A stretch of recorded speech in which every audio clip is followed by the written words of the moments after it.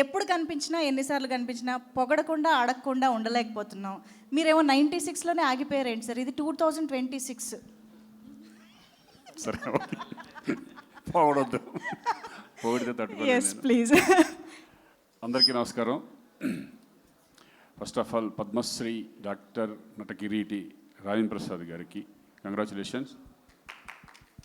ఎందుకంటే ఒక గర్వకారణం ఆయన ఇండస్ట్రీ. ఈరోజు ఈ సినిమా ఆయన సినిమానే, ఇది వెంకటేశ్వర స్వామి సినిమా. వెంకటేశ్వర స్వామి లేకపోతే ఈ సినిమా ఉండేది కాదు.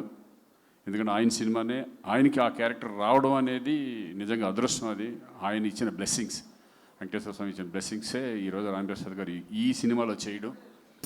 ఈ సినిమాకి ఎంతో వెయిట్ వచ్చింది ఈ సినిమాకి ఆయన చేయడం అనేది. ఇక మిగతాది ఓకే, నేను లయ అందరూ padding that is okay, no problem. But ఆయన చేయడం అనేది, ఆయన డెడికేటెడ్గా చేయడం అనేది ఈ సినిమాకు ఒక హైలైట్. అది డెఫినెట్గా మీరు థియేటర్లో చూస్తారు. ఇది ఏంటంటే పక్క మిడిల్ క్లాస్ ఫిలిం. ఆ మిడిల్ క్లాస్లో మన అందరూ తెలుసు, అందరూ మిడిల్ క్లాస్ నుంచి వచ్చిన వాళ్ళు. ఇందాక ఆలి అన్నట్టుగా అందరూ మిడిల్ క్లాస్ నుంచి వచ్చిన వాళ్ళు. ఇప్పుడు ఈరోజు ఉన్న ప్రతి ధనవంతుడు కూడా అంతకుముందు వాళ్ళ నాన్న కానీ వాళ్ళ తాతలు కానీ వాళ్ళందరూ మిడిల్ క్లాస్ నుంచి వచ్చిన వాళ్ళు అయి ఉంటారు నాకు తెలిసి. సో ఒక మిడిల్ క్లాస్లో కష్టాలు ఎలా ఉంటాయి, పడే బాధలు ఏంటి, అవన్నీ ఒక ఎంటర్టైన్మెంట్ వేలో చెప్పడం అనేది ఒక గొప్ప కళ. అది నాగేశ్వర రెడ్డి గొప్పతనం. ఎందుకంటే ఇది సీరియస్గా చెప్తే కనుక దాన్ని ఇక్కడ కూడా కష్టాలు ఏంటారా బాబు అనే పద్ధతిలోకి వెళ్ళిపోతాం. బట్ ఇదేంటంటే ఒక ఎంటర్టైన్మెంట్ వేలో ఒక వెంకటేశ్వర స్వామిని అంటే మనం ప్రతి ఒక్కళ్ళు లైఫ్లో కోరుకుంటాం. మన బాధలు వచ్చినప్పుడు ఎవరికి చెప్పుకుంటాం? గుడికి వెళ్తాం, నా బాధలు తీర్చమంటాం, ఏదో ఒక కోరుకుంటాం. అది జరిగితే నీకు ఇది ఇస్తాను, ఏదో ఒక లంచం వేసేలాగా మనం ఇచ్చేస్తూ ఉంటాం. సో ఆ భగవంతుడు మా కోరికలు కూడా ఉలిక్కిపడి లెగిసిపోయే కోరికలు కూడా ఉంటాయి దీంట్లో. అటువంటి ఎంటర్టైన్మెంట్ వేలో వెళ్ళే సబ్జెక్టు నిజంగా నాకు రావడం ఈ టైంలో థ్యాంక్స్ టు నాగేశ్వర రెడ్డి. ఎందుకంటే ఆ కథ రాగానే నేను గుర్తుకు రావడం, జీకే గారు అండ్ చందు గారు ప్రొడ్యూసర్స్ శ్రీకాంత్తోనే చేద్దామంటాం. నిజంగా ఈ సబ్జెక్ట్ రావడానికి కూడా నాకు చాలా లక్ ఈ టైంలో. ఎందుకంటే నేను ఈ టైప్ ఆఫ్ సినిమా చేస్తానో లేదని నాకు తెలియదు. అంటే అంతకుముందు చేసాను, చాలా సినిమాలు చేశాను కానీ, బట్ ఇప్పుడున్న టైంలో ఇటువంటి ఫిలిం నాకు చాలా కొత్తగా అనిపించింది. ఫస్ట్ ఒక 2 రోజులు, ఎన్ని రోజులు అయిందో ఈ టైప్ ఆఫ్ సినిమా చేసి, ఈ డైలాగులు చెప్పి ఒక బాడీ లాంగ్వేజ్ కానీ ఇది కానీ అనేది చాలా ఎంజాయ్ చేశాను. ఈ సినిమా చేసినంతసేపు చాలా ఎంజాయ్ చేశాం. అది కాకుండా ఈ సినిమాలో ఉన్న ఆర్టిస్టులు ఎంతమంది, ఒకళ్ళు కాదు ఇది కాదు, ప్రతి ఒక్కళ్ళతో ఇదివరకు నేను స్క్రీన్ షేర్ చేసుకున్న సందర్భాలు ఉన్నాయి. బట్ అందరితో కలిపి మళ్ళీ ఈ సినిమాలో స్క్రీన్ షేర్ చేసుకోవడం, మళ్ళీ పాత రోజులు గుర్తు తెచ్చుకుంటూ, ఇక ఆలీ నేను ఎన్ని సినిమాలు ఎన్ని సంవత్సరాల అనుబంధం మా అందరికీ. అలాగే పృథ్వీ కానీ, రఘుబాబు, సునీల్, వీళ్ళందరూ కూడా, వెన్నెల కిషోర్, ఇటువంటి అంత ప్యాడింగ్ అనేది ఈ సినిమాకి చాలా చాలా చాలా హెల్ప్. ఈ సినిమా ప్రతి క్యారెక్టర్ కూడా. అలాగే నాగేశ్వర రెడ్డి దాంట్లో ఒక గొప్పతనం ఏంటంటే ప్రతి క్యారెక్టర్ను కూడా ఎలివేట్ అవుతుంది. బయటకు వచ్చిన తర్వాత ఆ సినిమాలో ఆ క్యారెక్టర్ హైలైట్ అవుతుంది. అలాగే ధనరాజ్ ఆ క్యారెక్టర్ ఫస్ట్ చూడంగానే నవ్వింది నేనే, నవ్వు వచ్చేసింది నాకు. ఆ డైలాగ్ చెప్పాలంటే ఆయన చూసి ఆయన పర్ఫార్మెన్స్ చూసి నాకు నవ్వు వచ్చేసేది. ఏంట్రా బాబు ఇది. ఎందుకంటే మనం రామారావు గారిని, కైకల్ సత్యనారాయణ గారిని, మోహన్ బాబు గారిని చూసిన తర్వాత నాకు తెలుసు, క్యారెక్టర్ తెలుసు, బట్ చూడగానే నవ్వు వచ్చేసేది నాకు. ఆ డైలాగ్లో కూడా చూడు 2 సార్లు వేసాం దెబ్బ నవ్వి. అంటే ఆ డైలాగులు కూడా అలాగ ఉన్నాయి. షుగర్ వచ్చిన ఎముడని, అది కాకుండా పక్కన దున్నపోతే అలా ఉంది అంటే దానికి కూడా షుగర్ వచ్చింది కాదన్నా, మజిల్ లాస్ అయింది. మీరు ఏడుకొండల తిరిగి కిందకు వచ్చి పైకి వెళ్ళిన మజిల్ లాస్ అయింది. మీరు ఏడుకొండల వాడిని ఇక్కడ ఎవరో ఎముడని తిరుగుతున్నాడు అని చెప్తే మనకి బక్కేముడు బలిసినేముడు అని ఉండరు, ఒకడే ఎముడు. So funny. అంటే ఈ డైలాగ్స్ కూడా చాలా అద్భుతంగా డైలాగ్స్. రత్నబాబు, డైమండ్ రత్నబాబు ఇక్కడ లేడనుకుంటా, చాలా అద్భుతంగా రాశాడు డైలాగ్స్ కూడా. సరదాగా వెళ్ళిపోయింది ఈ సినిమా. ఎప్పుడు ఎలా చేసాము అనేది ఒక సరదాగా వెళ్ళిపోయాము.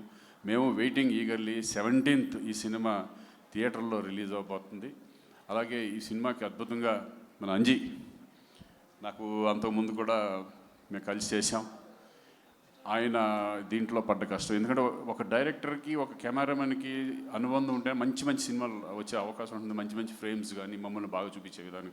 నేనే కొంచెం లావుగా ఉన్నాను అనుకో, అదే ఎందుకు నాకు అర్థం కాదు. పర్సనల్గా లావుగా ఉన్నాను. నేను అడిగా ఏంటి ఎక్కువ లావుగా ఉన్నట్టున్నాను అని. కానీ నిజంగా అది నాది ఏం కాదు. ఎందుకంటే ఆ టైంలో కొంచెం లావుగానే ఉన్నానులే. సో వెరీ హ్యాపీ అండి. ఇటువంటి ఫిలిం ఆదరిస్తారని ప్రేక్షకులందరూ, ఎందుకంటే చక్కగా ప్రతి ఒక్కళ్ళు కనెక్ట్ అవుతారు ఈ ఫిలింకి. మిస్టర్ మిడిల్ క్లాస్ అనే దానికి అందరూ కనెక్ట్ అయ్యే విధంగా ఈ ఫిలిం ఉండబోతుంది. అలాగే మా మ్యూజిక్ ఈరోజు నిజంగా చూస్తుంటే దడదడలాడిపోతుంది మొత్తం రికార్డింగ్.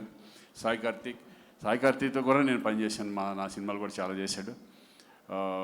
అలాగే అశోక్ కుమార్ గారు కానీ మా ఫ్రెండ్ అడి చిట్టిగడి అక్కడ ఉన్నాడా చిట్టి, వీళ్ళందరూ కూడా బ్రహ్మాండంగా అందరితో సరదాగా వెళ్ళిపోయింది. లయ లేదు ఈరోజు. నాకు మధ్యాహ్నం ఫోన్ చేసి అంటే రాలేకపోతున్నాను శ్రీకాంత్ గారు, నా తరపున కూడా మీరు చెప్పండి ఇట్లా ప్లీజ్ అని చెప్పేస్తే ఆవిడ కూడా ఈ సినిమాకి చాలా హెల్ప్. అంటే మీ ఇద్దరం చాలా స్వరాభిషేకం తర్వాత, అది నేషనల్ అవార్డ్ ఫిల్మ్, స్వరాభిషేకం తర్వాత మళ్ళీ కాంబినేషన్తో చేయడం లయ ఆఫ్టర్ కమ్ బ్యాక్ పర్ఫెక్ట్గా సూట్ అయింది. అందరి క్యారెక్టర్లు పర్ఫెక్ట్గా సూట్ అయినాయి. అలాగే మెయిన్ ఇంపార్టెంట్ ఏంటంటే ప్రొడ్యూసర్స్. ఈ సినిమా వాళ్ళు లేకపోతే 100% ఈ సినిమా జరిగేది కాదు, నాగేశ్వర రెడ్డికి వచ్చేది కాదు, నాకు వచ్చేది కాదు. 100% వాళ్ళ బ్యాకింగ్, వాళ్ళు ప్రోద్బలంతో ఈ సబ్జెక్ట్ మనం చేస్తున్నాం అనేది గట్టిగా ఉండటం. జీకే గారు, గంగుల కమలాకర్ గారు, అలాగే చందు గారు. ఆయన తిట్టుకున్నా పర్లేదు, నేను చెప్పాల్సిందే. కరీంనగర్ ఆయన అన్న కదా మరి, అంటే ఇంకొక గంగుల కమలాకర్లు ఉన్నారా? ఓహో ఆయన వేరా, సరే ఓకే. ఎనీవే జీకే గారు థ్యాంక్ యూ వెరీ మచ్. ఎందుకంటే మీ ప్యాషన్ మాకు తెలుసు. సినిమా మీద మీకు చాలా ఏ సీన్ ఎలా ఉండదు మీరే చెప్పేసేవాళ్ళు మాకు. సో ఇంకా మీ ప్రొడక్షన్ దగ్గర నుంచి చందు గారు ఇంకా మంచి సినిమాలు రావాలని నేను మనస్ఫూర్తిగా కోరుకుంటున్నాను. నాగేశ్వర రెడ్డి డెఫినెట్గా హోప్ మనం మళ్ళీ మంచి సినిమాలు చేద్దాం. ముందు మంచి ఎంటర్టైన్మెంట్ మూవీస్ తీసుకురా. డెఫినెట్గా ఆడియన్స్ మంచి సినిమాలు ఎప్పుడు కూడా నాకు నమ్మకం ఏంటంటే ప్రేక్షకులు ఆదరిస్తారు. 100% ఎంటర్టైన్మెంట్ మూవీస్ ఈ మధ్య బాగా తక్కువ ఉన్నాయి కాబట్టి అనిల్ రావుపూడి అంటున్నారు, మళ్ళీ ఒక F2లు, శంకర్ వరప్రసాద్లు ఈ టైప్లో ఆడియన్స్ ప్రూవ్ చేశారు. ఒక ఎంటర్టైన్మెంట్ మూవీ డెఫినెట్గా మళ్ళీ చూస్తారని నమ్మకం మా అందరికీ ఉంది. Thank you. జూలై 17th ప్రేక్షకులు అందరూ థియేటర్లో చూడాలి, దీన్ని ఆదరించాలని కోరుకుంటున్నాను. Thank you very much.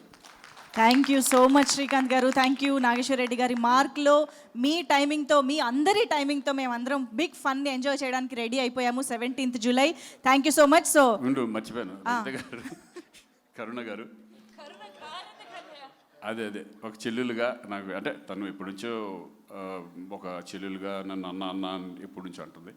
తను కూడా వండర్ఫుల్ ఆర్టిస్ట్. తను ఈ సినిమాలో ఒక చెల్లెలుగా చేయడం. అలాగే భూపాల్ ఒక బావ, ఏ బావో తెలియట్లేదు అది.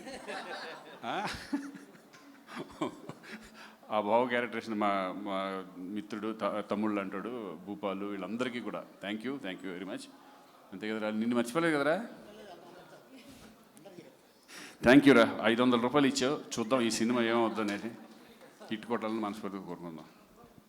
ఆ వెంకటేశ్వరస్వామికి కుబేరుడు అప్పిచ్చినట్టు నీకు నేను ఇచ్చా. ఒరే ఇంకా జీవితాంతం నీకు అప్పులు